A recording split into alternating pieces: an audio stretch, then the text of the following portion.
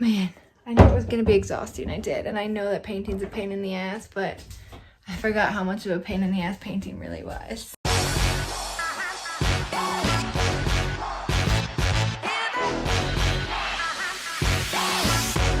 Hello! If you haven't been over to my channel before, my name is Jenna. I run the website lifeingermany.com and lifeindusseldorf.com. I am an international who's been living here in Germany since 2014, and I share all of my stories and my experiences, culture shocks, you name it, over here on this channel.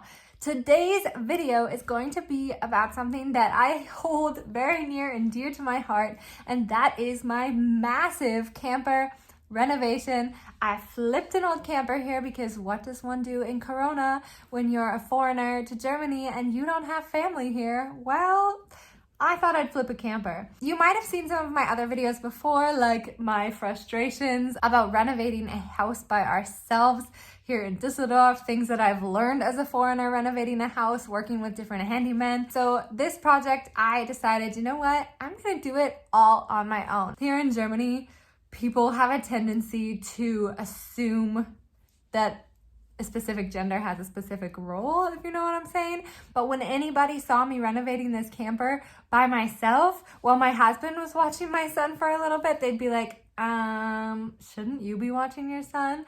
And I kid you not, this happened more than once. And I was really, really offended. But then at the same time, like, screw you, you know, like I'm a handy person. I'm actually a lot more handy than my husband. So I do the handiwork around the house here. So this was my baby. This was my project. I said, I do not want your help. I do not want anybody's help. I'm going to do this on my own. So I did. I had been saving up for this. This was actually a dream of mine for the last probably 7 or 8 years. I have gone on a few trips with it already. I have already showed you guys in the video. I will link it up above when we went to the Netherlands. But here is a deep dive into what it used to look like and what it looks like today.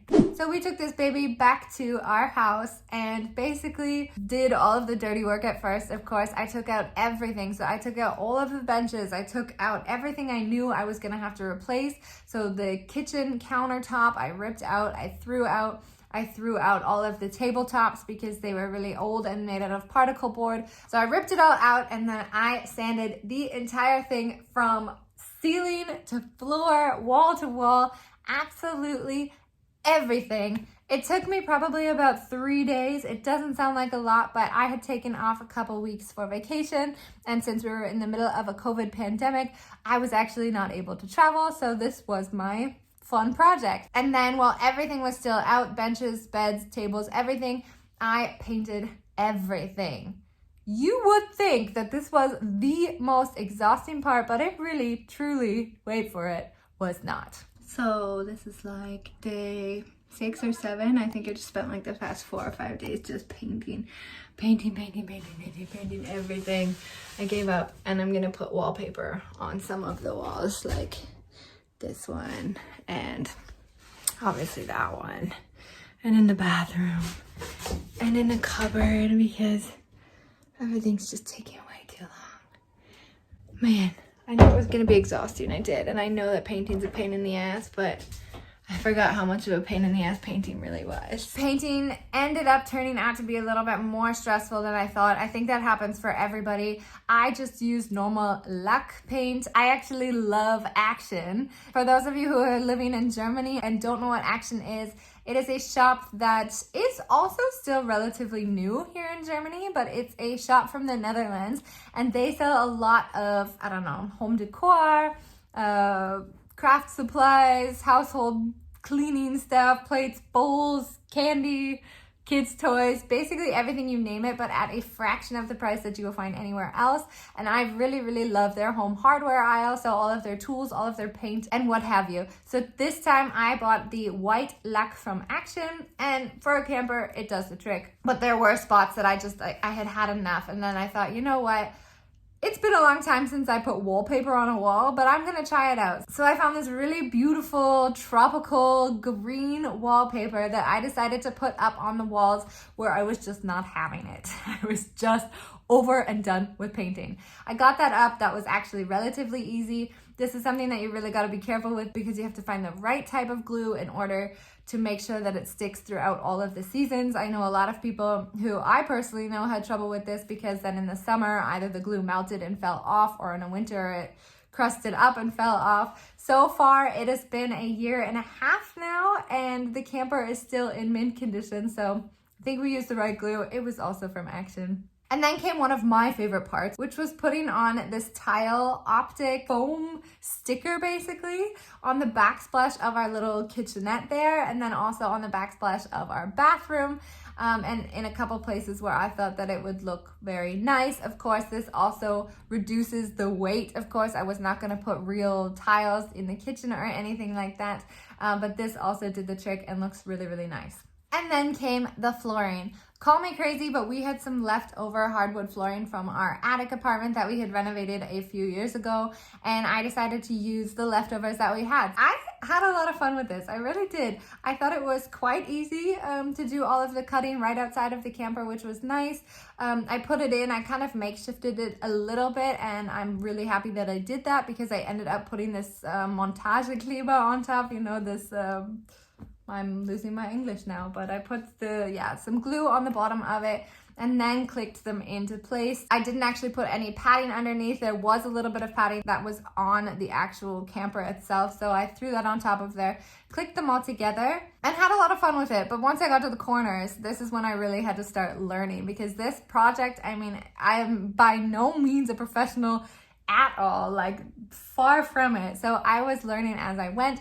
I made a lot of mistakes, but the corners were okay at the end of the day, and from the optic here, when you're looking at it, it's okay. But then after this, it really came a bunch of the easy parts. I was able to reinstall a bunch of the furniture that I also had to paint individually. It took me days and days and days. And then once that was all in place, I was able to put in the handles. I actually bought some really light black matte seashell handles to put onto the cupboard doors. I thought that that would pop because there was just so much white in the camper at that point in time. So it was starting to look finished here, and I was really, really happy. And then I thought, okay, you know what? I'll give myself an easy day of reno, and I am just gonna take these stickers off that are on the camper. Oh my God, you guys, this was by far, hands down, the hardest part of renovating this camper was getting these stupid stickers off. I don't know what they are. I hadn't used them before. I think it's like a window gel that you like can make little designs and then you can peel them off. But somehow they stuck to this and never came off.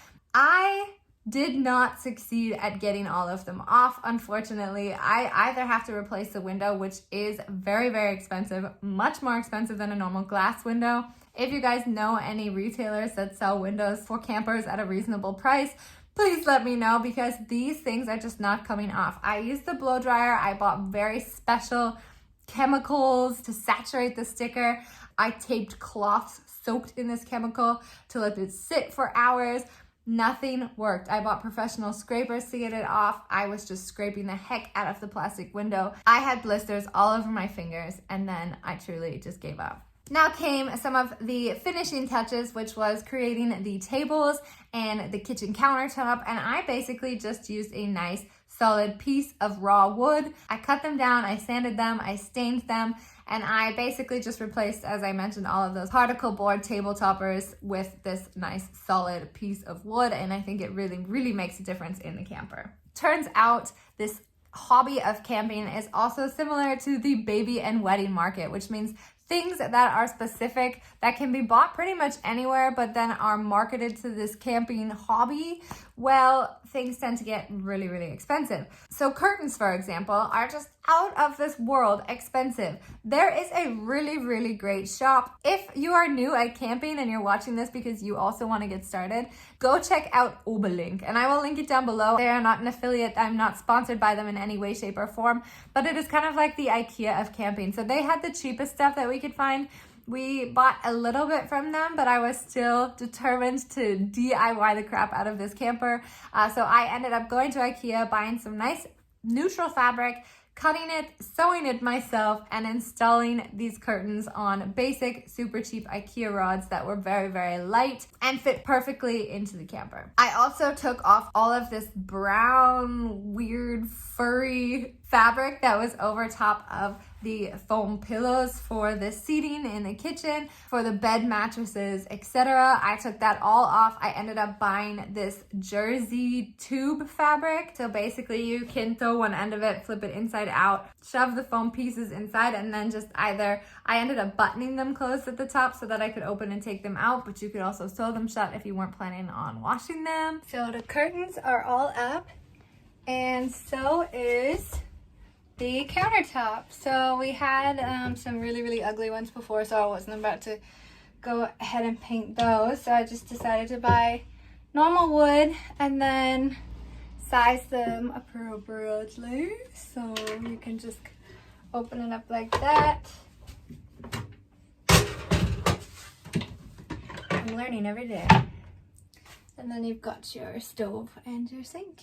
That still needs to be cleaned. So I made the beds, I put all the sheets on, and then we headed into the bathroom to tackle this nasty ivory plastic bathroom that at the beginning I had no idea what I was going to do. And then I was settled on the fact that I was going to try, and I was terrified, but I was going to try using white epoxy.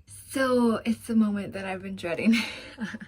It's time to work on the bathroom, and we've got, as you can see in here, some really ugly ivory plastic fittings for the bathroom. So my goal is to use epoxy, and you have this to mix with it, the hardener. And so as soon as you mix it, you have 30 minutes to paint what you need to paint. And then I'll keep some of it to do a second coat. But once you start, you can't stop. So I'm a little nervous. Sometimes people use primer. I do not have primer, but I really want to get this done. And I'm just going to go ahead and try it and see what happens. If for some reason everything is a disaster, then I guess we're buying some new plastic appliances for the caravan, which isn't terrible either. So let's get started.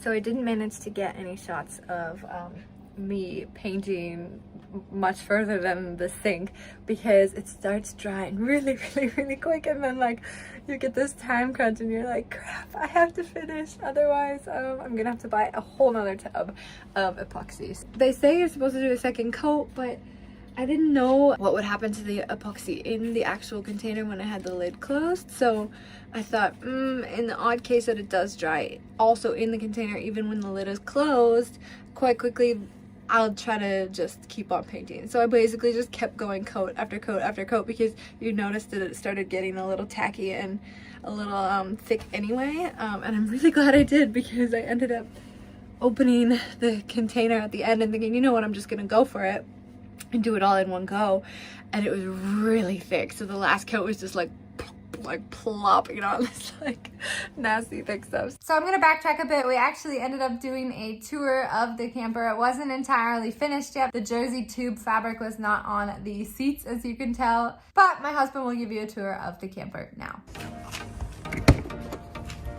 Willkommen in unserem Traumcamper. Die Bezüge müssen noch drauf. Oben ist das Piratenbett von Max. Hier ist unsere Kochgelegenheit und Spüle darunter. Hinten unsere kleine Liebeshöhle.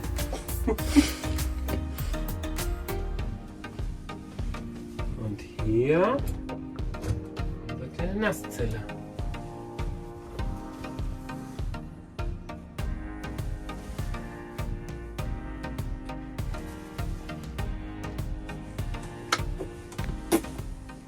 And then it was time to roll. It was our very, very first trip. We were super, super nervous, but I thought, okay, you know what? I gotta film at least a couple seconds of us driving out of the driveway to see if we can manage driving a camper for the very first time. And our first camping experience was absolutely wonderful. The people we met were amazing. The experience itself was a little bit different. I know I've mentioned that in my Netherlands video as well. I didn't realize that camping in Germany was gonna be on like this open field, like this Wiese, you know, like where there's just campers and tents pitched out everywhere. In Canada, we do it in the middle of the forest, surrounded by a lot more nature. So I did miss that component of it, but you guys have already given me some great tips, so I'm hoping to find some new places that are a little bit more in the wilderness here in Germany. So I hope that you really like this video. If you have any specific questions about the materials that I used, you can always ask me. I refrained from mentioning that too much because this isn't a DIY channel. This is my life in Germany. This is a project that I did because I didn't have much family here, because we were in quarantine, and because I absolutely love upcycling things. So any questions you have, feel free to ask me down below. Otherwise, you can always send me a message. And that is all for today. Vielen, vielen lieben Dank und bis später.